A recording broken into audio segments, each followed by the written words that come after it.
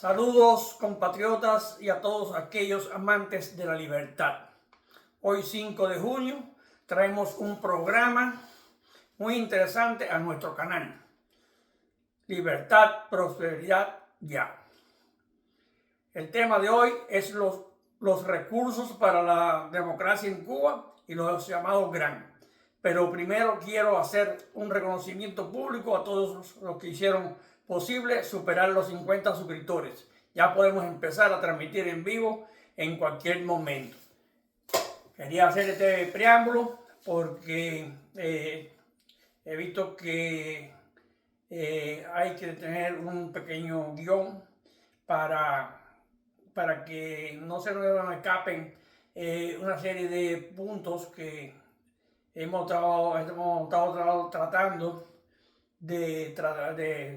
poner así directamente y siempre después pues revisamos y vemos que muchas cosas quedan por plantear. Recapitulando sobre el tema de ayer, de la situación de la oposición en Cuba, observamos que los recursos fue parte de lo que estábamos planteando ayer. Y hoy queremos traer este análisis, porque es verdad que los recursos son el eje de cualquier proyecto,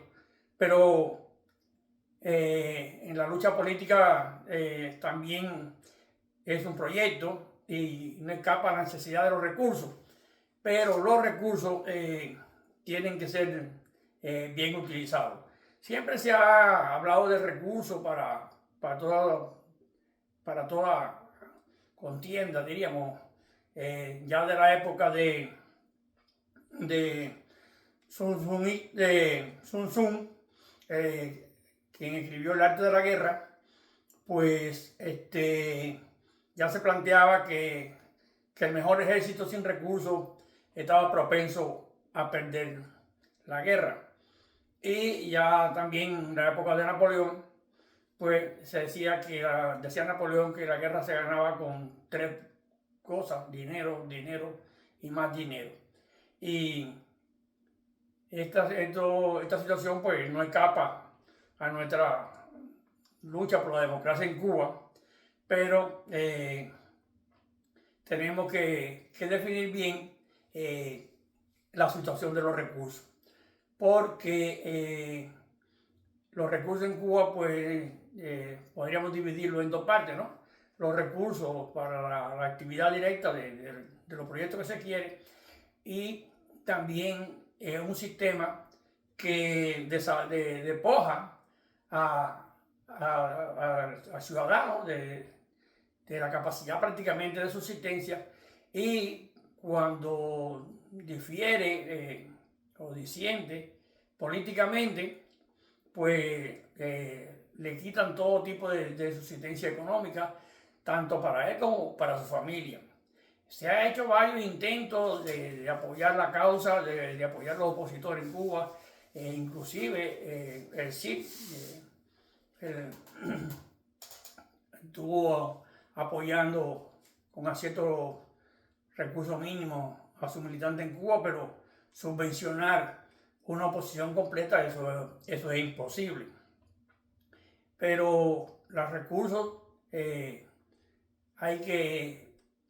en el caso cubano, hay que tener mucho cuidado, porque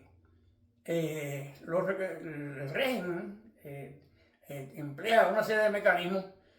donde se convierte en aquí una paradoja, ¿no? Donde la oposición termina apoyando económicamente al régimen. Hemos visto como, por ejemplo, la recarga,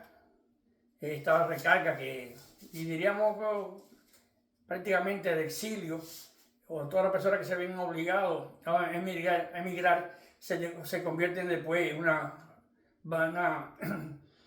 base económica, una fuente económica para el régimen. Y esto de la recarga, independientemente que hay muchas agencias que se encargan de recolectar el envío, o sea, la recarga, el dinero. Sin embargo, finalmente ese dinero va a parar a dos empresas que tienen los nietos de Fidel, un hijo de Ángel Castro y el otro tal Alejandro. Entonces va a parar todo ese dinero, que son ya más de $1.000 millones, van a parar a manos del régimen. Otra manera que también el régimen se la ha arreglado para utilizar al exilio, la diáspora cubana, son las agencias de viaje, que sí prestan ciertas facilidades para los viajes, y la paquetería tienen que ser aprobadas por el gobierno, por el régimen cubano, no el gobierno, sino por el régimen cubano. Y esa agencia, para poder funcionar en Cuba, tienen que estar aprobadas por el régimen, y para ser aprobadas por el régimen tienen que estar dispuestas a cooperar con los servicios de inteligencia, aportando todo tipo de información que ellos le pidan. Estamos en una situación analizando el impacto de los recursos. Ahora, también hay que tener en cuenta que los recursos, cuando van, son en equipo, se mandan en equipo, pues la mayoría de los equipos esos son confiscados por la seguridad del Estado. Durante tantos años se ha estado enviando recursos en equipo, y realmente ningún equipo de eso ya se encuentra en manos de la oposición. Independiente que hay factores que conspiran, porque muchas personas de la oposición que emigran, que la mayoría han emigrado, pues la mayoría de esos equipos pues van a manos de familiares y otras personas que realmente no tienen nada que ver con la oposición, y terminan en un uso que no tiene nada que ver con los proyectos que se hacen en Cuba. Pero también en el programa de hoy, y es importante, que estamos analizando los recursos, hay dos cosas que quiero que tienen que ver con los recursos, que más bien en la parte económica, en la parte, bueno, en la parte también de todo, del equipo y todo, porque la agencia norteamericana, la USAID y la NET, fundamentalmente la NET ha tenido un apoyo sistemático en recursos financieros supuestamente a la democracia en Cuba. Pero también, hablando de recursos, hay otra fuente que también sería válida, que sería el apoyo de la comunidad cubana. Pero aquí hay un problema, que en Cuba no hay un mecanismo de control para poder auditar o supervisar lo que se hace, en qué paran los recursos. Y eso pues ha creado mucho conflicto, ha creado desconfianza en la comunidad cubana, y también no se ha visto cuando se ha hecho pues una utilización tan correcta de esos recursos. Y como decía Martí, pues no es que todo el mundo sea honesto, pero sí hay que tener los mecanismos para que todo el mundo se comporte honestamente. Y ese es el gran problema que pasa con los recursos que se envían a Cuba, que no hay forma de controlar y de auditar, e inclusive de que las personas rindan cuenta por el uso de esos recursos. Cuando más puede pasar es que si entran en conflicto con los proveedores, es que se le quite el apoyo, el financiamiento, lo que se le esté dando, pero realmente no tienen ninguna implicación de otro tipo. Y también el régimen pues aprovecha para confiscarle a la persona que a veces guardan algún efectivo, y le sirve para dos cosas. Le sirve para neutralizar la economía de esa organización, y también sirve para poner en evidencia porque estos sistemas totalitarios han creado la percepción de que recibir apoyo, financiamiento para la lucha es ser mercenario, estar al servicio de potencia extranjera, o sea, no se considera como una lucha o genuina para los intereses de esa organización, independientemente que sea antagónica, pero bueno, ellos mismos el 26 de julio pues recaudó miles de dólares en Estados Unidos y hay evidencia y fotos y todo de esas circunstancias. La otra parte que quiero analizar hoy es el problema de los grants. Los grants, que son los financiamientos otorgados por la agencia norteamericana, pues no han tenido una efectividad en el caso cubano y entre el régimen e inclusive inconscientemente parte de la oposición pues ha cuestionado la integridad moral de la persona que administran los grants. Es verdad, en eso vamos a hablar más adelante, pero en este sentido yo quisiera explicarle que los grants no se administran como la persona piensa. La persona piensa que todo el recurso, todo el dinero que se le asigna a una organización, pues ella dispone de él para apoyar y ayudar la posición interna en Cuba. Y eso no funciona así. Los grants se establecen en primera porque quien pone los principios, los reglamentos, los requisitos para aspirar a un grant son las agencias norteamericanas. O sea, uno propone un proyecto, pero ese proyecto tiene que estar basado en la línea estratégica y política de la agencia norteamericana. Y cuando se solicita un grant, se solicita por una serie de indicadores que están ya establecidos, por ejemplo, con comunicaciones, transporte, viaje, así. Entonces, el gasto, cuando se está ejecutando el proyecto, pues se tiene que cada renglón de eso tiene una partida asignada que no puede gastar más de la asignación. Y no hay en los grants, generalmente no hay partida en dinero efectivo. Alguna gente pues se han ido arreglando en el caso cubano, de ir adaptando circunstancias.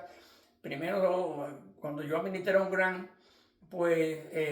poníamos una pequeña partida para ayuda humanitaria y esa la podíamos mandar en dinero al opositor en Cuba. Pero ya después la gente pues se fue modificando los criterios para buscar una manera de siempre tener un recurso en efectivo para mandar. Y así pues se establecieron, por ejemplo, los viajes internos, los viáticos, o sea, las dietas. Se establecieron también el pago por algunos servicios, como la prensa independiente y algunos trabajos así, que también se logra con esa vía pues mandar un apoyo económico en efectivo. Pero realmente los grants no están diseñados y el monto principal no está diseñado para mandar dinero directo o que todo se convierta en un dinero que se disponga para mandarlo. Esto es muy bueno, muy importante para aclararlo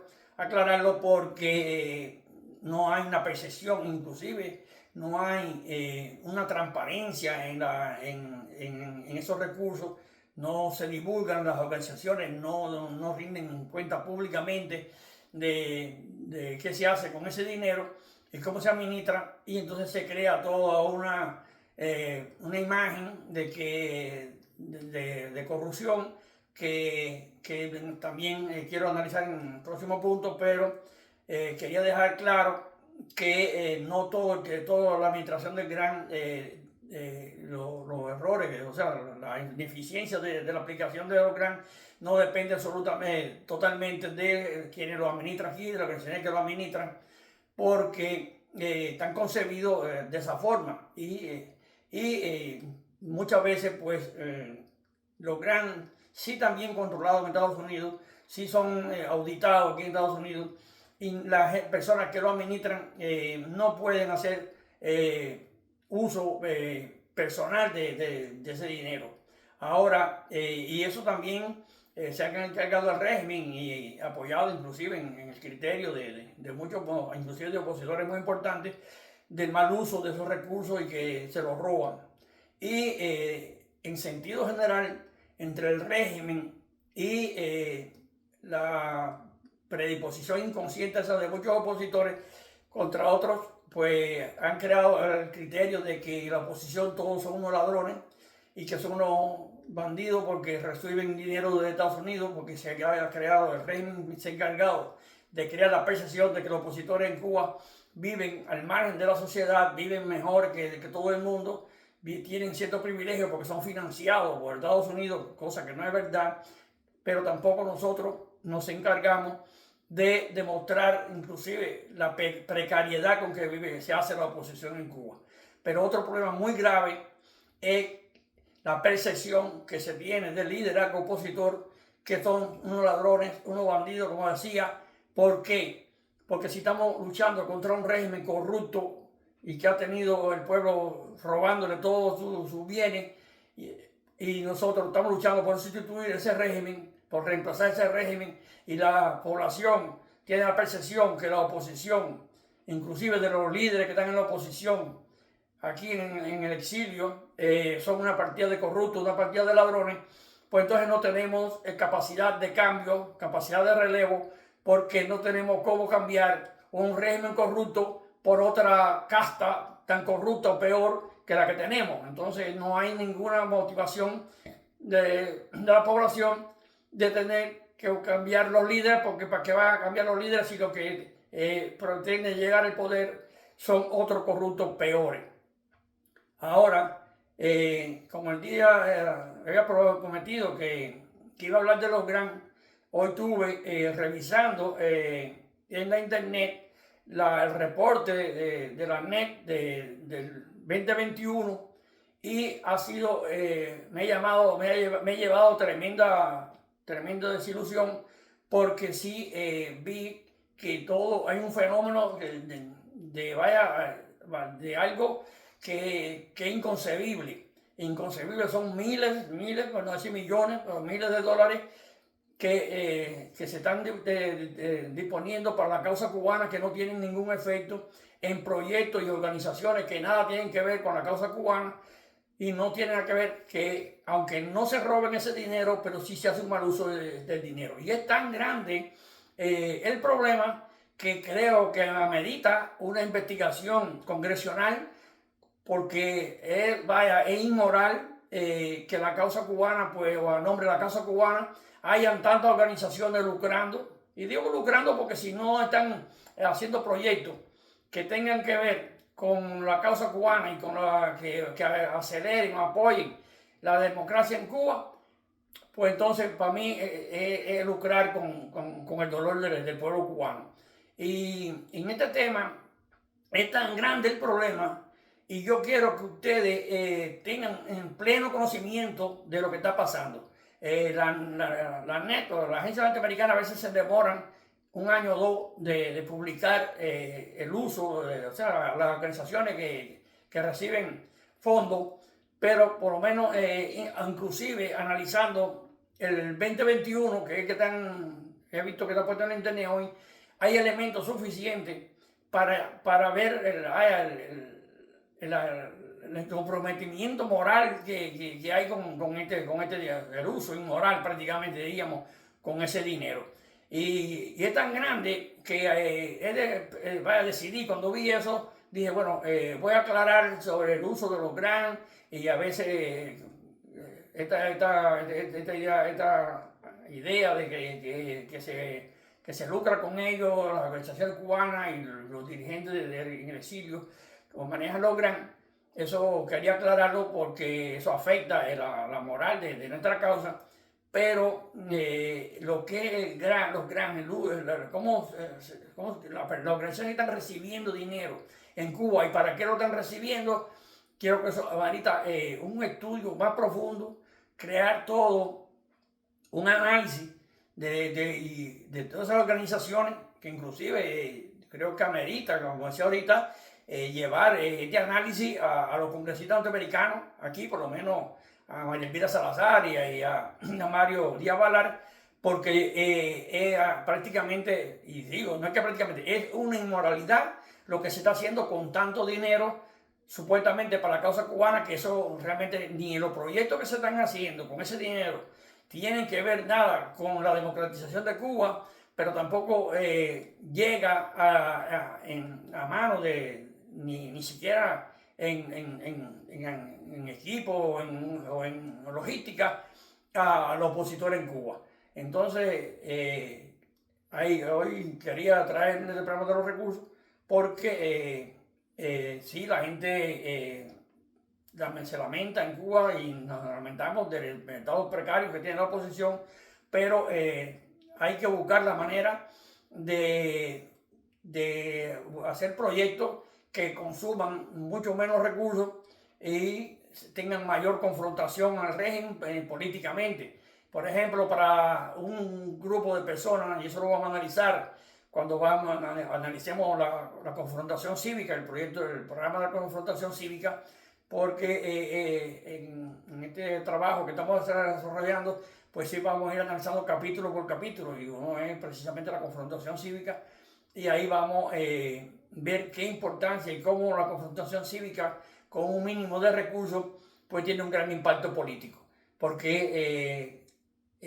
como decía al principio, como estos videos que estamos haciendo pues no tienen un guión muy específico, pues a veces temas se nos quedan y después tenemos que tratar de insertarlo en un próximo programa. Y el otro día estuve hablando de la lucha social, y ese es uno de los grandes problemas que tenemos en Cuba, que no tenemos la lucha social y los líderes sociales que son muy importantes en la lucha política, porque la masa solo se fijan y siguen las demandas sociales. Las demandas políticas pues son un poco abstractas, y yo veía muchas personas abogando y inclusive sacando a colación que las protestas en Cuba, pues la gente pedían la electricidad, pedían alguna cosa que ya directa, el agua, la comida, y la gente dice que eso que no tenía un impacto político, porque la gente siempre se estaban buscando los videos a ver si la gente estaba gritando libertad, libertad. La libertad y la lucha política son necesarias, porque la libertad es lo que garantiza todos los demás derechos, pero la población no se convoca a través de un llamado a la libertad, a la independencia, la soberanía, que son elementos políticos que siempre se han estado utilizando. La población se moviliza mucho más por las demandas sociales, como era la solicitud de servicio. Y en esas demandas sociales, que son las que más convocan, es que debemos centrar las demandas sociales que se tienen que convocar y organizar para hacer al régimen reconocer su ineficiencia y su incompetencia, y la necesidad que tiene la población de cambiar de un liderazgo que sí garantice el estado de vida del ciudadano cubano. Yo creo que en sentido general sobre los recursos se ha abordado lo primero, lo más importante, pero no quiero concluir también porque algo que se me pasaba, que es que no hemos, lo mencioné ahorita, pero no hemos hecho una gran defensa del uso de los recursos, principalmente en las organizaciones que reciben el dinero del exterior, porque no dan una información qué están haciendo, qué han hecho y cómo, inclusive para qué le fueron asignados esos recursos y cómo lo han gastado. Un caso que quiero traer aquí, que se repite mucho, y de un gran amigo, una gran persona, que es Antonio González Rodiles, que siempre en muchos programas en vivo, en directo, pues la gente públicamente lo ha cuestionado sobre si recibe fondos, si no recibe, qué hace con ellos, qué ha hecho con los recursos que ha recibido. Y Rodiles, que es una persona muy inteligente, una persona bien preparada y una gran persona, no ha tenido la inteligencia, a pesar de ser una persona inteligente, pero no ha tenido la audacia de dar una respuesta concreta, cómo se utilizan los recursos, para qué le fueron dados los recursos y cómo lo utilizó. Y porque prácticamente la persona pensamos que no tenemos que rendir cuentas ya cuando uno empieza una lucha política, en que sea en fase primaria como lo que estamos haciendo, la transparencia es muy importante y nuestra causa tiene que tener transparencia, porque vivimos en unos regímenes totalitarios que denigran de la oposición, lo atacan, vilipendian de su conducta, y a pesar de que son regímenes totalmente corruptos como el de Venezuela y el de Cuba y el de Nicaragua, sin embargo se pasan la vida señalando la paja en el ojo ajeno y señalando a todo el mundo de corrupto cuando los verdaderos corruptos son ellos. Entonces, eso también quería aclarar, de que no solamente la percepción que hay del mal uso de los recursos es por parte de la gente del régimen, de alguna persona, sino también es responsabilidad de las organizaciones que manejan los recursos, que no han sido capaces de brindar una información que satisfaga un poco el conocimiento de cómo funcionan los GRAN y cómo se manejan esos recursos. Así que por hoy yo creo que es suficiente. Próximamente, cuando termine el trabajo de investigación de las organizaciones, que son unas cuantas, son un montón de organizaciones que reciben fondos y qué están haciendo con ellos, los proyectos que tienen. Yo creo que los proyectos que reciben mucho dinero y no tienen resultado alguno, algunos no tenemos la capacidad de revocarlo, pero sí, por lo menos públicamente, yo voy a llamar la atención, y que conozco por dentro bien todo eso. Radio y Televisión Martí son instituciones que ya realmente no tenían en estos tiempos modernos razón de ser. Con ese dinero que se utiliza para Radio y Televisión Martí, se pudieran hacer otras estrategias que la puedo inclusive divulgar más adelante en otro proyecto, que tuvieran más efectividad que Radio y Televisión Martí, que son mecanismos de difusión masiva muy obsoletos, que no llegan a la población cubana ni tienen retroalimentación, y se gastan 20, 25, 30 millones de dólares al año en un proyecto que realmente ya no funciona. Nadie prácticamente escucha Radio Martí ni tiene capacidad movilizativa, porque el hecho de que alguien lo escuchara, ya el problema de la denuncia y del caso cubano en tantos años, pues no tiene ningún sentido. Ya la denuncia, inclusive el régimen se ha acostumbrado a vivir en ese clima de denuncia, y como decía Martí, al tigre ya no le importa una mancha más. Pero sí podemos buscar otro mecanismo de acción que no solamente sea la denuncia, porque la denuncia es parte de la lucha cívica no violenta, pero es la segunda etapa de la lucha cívica no violenta, y nosotros tenemos en esa etapa, de la segunda etapa, ya